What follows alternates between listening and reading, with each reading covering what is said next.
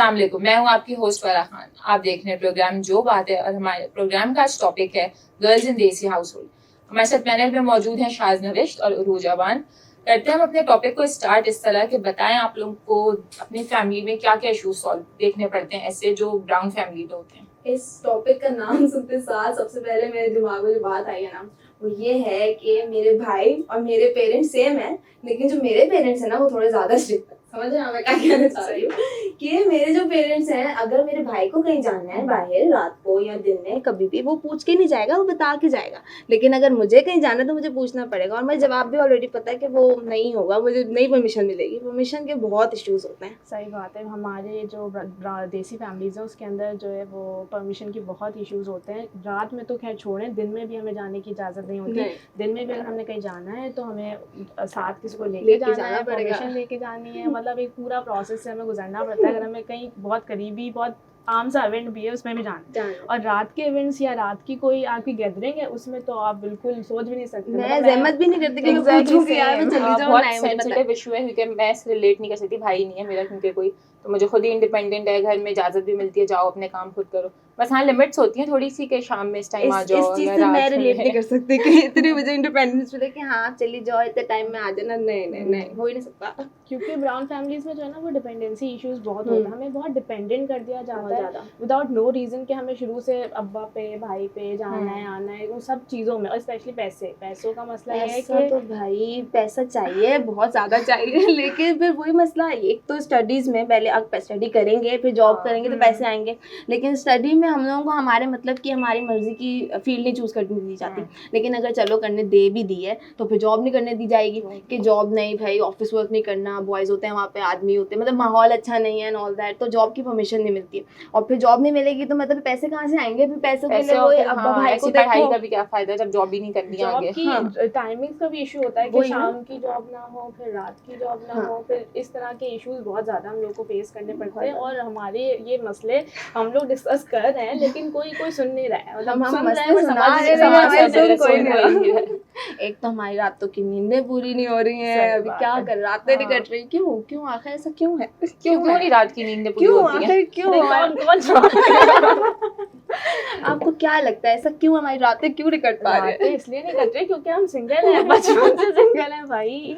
Single होके भी हमारे मसले सिंगल वाले नहीं है। खैर लेकिन हमारे यही मसला है कि अगर हमारा कोई ऐसा रिलेशनशिप टाइप सीन भी हो जाता है तो उसमें भी मुझे लगता है ज्यादा हम लोग सफर लड़कियां ज्यादा सफर कर रही, क्योंकि लड़के जो होते हैं वो टाइम के बाद या मतलब उनके पास इतनी मसरूफियात होती है ना कि वो बाहर जाके उस चीज को भूल जाएंगे।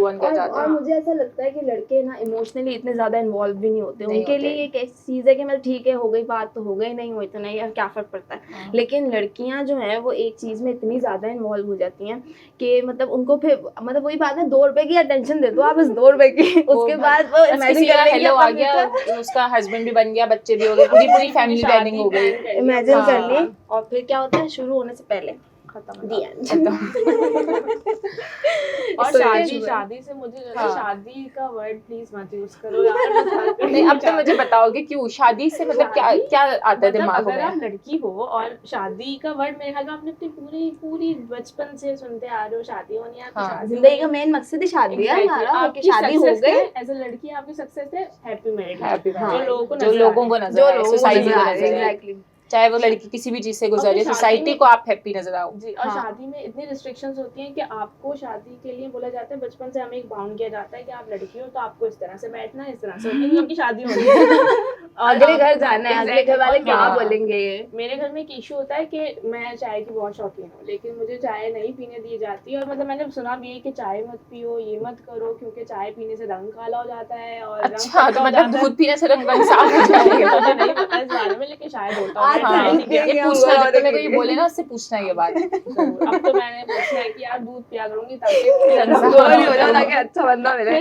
शादी में आपको 1000 किस्म की चीजें होती हैं, आपको जो है ना, और शादी करना भी बड़ा मुश्किल काम है। ये चाय वाली बात के मतलब, और फिर ये भी शादी से पहले आप साड़ी नहीं पहन सकते हो, रेड आप लिपस्टिक नहीं लगा सकते रेड हो। लिपस्टिक नहीं लगा सकते, आप नोज पियर्सिंग नहीं करवा सकते हो। ये साड़ी वाली बात से मुझे बात याद आई, अभी रिसेंटली एक मैंने शादी अटेंड की है, तो उसमें हम सब दोस्तें वगैरह थी, तो एक रैंडम लड़की आके मुझे कह रही है, हम लोगों को मतलब मेरी एक दोस्त ने साड़ी पहनी हुई थी, तो उसको आके, अच्छा आप तीनों दोस्तों में से आप मैरिड है ना? देन शी वाज लाइक नहीं मैं नहीं हूँ। तो वो कह रही है कि यार मतलब ओ सॉरी मुझे लगा आपने साड़ी पहनी है ना तो आप मैरिड है।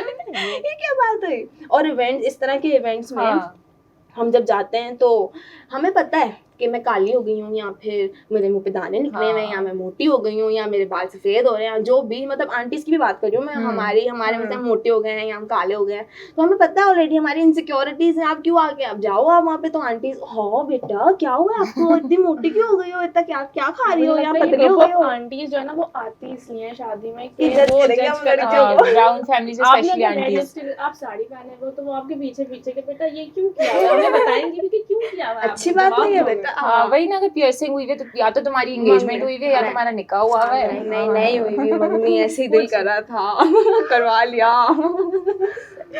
ये इसके अलावा पढ़ाई में क्या इश्यूज मतलब हम लोग जो फेस करते हैं नॉर्मली, कि भाई ये डिग्री होनी चाहिए, ये रिस्पेक्टेबल, ये आपका ये डिग्री होगी तो ये रिश्ता आएगा, इसके रिलेटेड क्या वो है आप मुझे लोगों का? लगता है डिग्री यूनिवर्सिटीज हमारे लिए इसलिए की जाती है कि मतलब हम यूनिवर्सिटी से डिग्री लें ताकि हम अच्छी जगह शादी कर सकें। डॉक्टर बहुत चाहिए, घूम फिर के बाद शादी का आ रही है। डॉक्टर बहुत लेकिन डॉक्टर वो डिग्री तो आपको मिल गई, उसके बाद शादी करने के बाद आपको जॉब करने की परमिशन नहीं मिलेगी। आपने वही घर पे हाउसवाइफ बनना है, काम करने हैं, बच्चे पालने हैं, बस यही करना है आपका, और कुछ मकसद नहीं है। लेकिन ये होता है। और फिर मीडिया फील्ड हमने चूज जो किया है उसमें ये बात भी कि हाय मीडिया, ये तो मतलब कुछ गलत काम कर दिया आप लोगों ने वहाँ पे। ऊपर से यूनिवर्सिटी का हमारे घर में तो चलो इतना नहीं है, हम लोगों को परमिशन मिली है, लेकिन मोस्टली ऐसा होता है कि लड़कियों को नहीं मिलती है परमिशन। और फिर यही बात के कपड़े किस तरह के पहनने, जीन्स नहीं पहन सकते हो आप लोग, और ये बात के लड़कों से दोस्ती है तो हो इस लड़की का कैरेक्टर खराब है। मतलब भाई ये क्या सीन है? मतलब सोसाइटी एक तरह से हम लोग को प्रेशराइज, हमारे पेरेंट्स को प्रेशराइज करिए, पर अगर कहीं हद तक हमारे पेरेंट्स हमें बोल भी देते हैं कि नहीं यार आप जॉब कर लो या आप पहन लो जीन्स या आप चले जाओ यूनिवर्सिटी, तो वो उस हमें मतलब अगर हम ये काम कर रहे हैं तो हम एज ए लड़की जो है ना बहुत बुरी लड़की है, हम अच्छी नहीं है। और फिर हमारे पेरेंट्स आंसरेबल हो जाते हैं लोगों को, क्योंकि फिर वही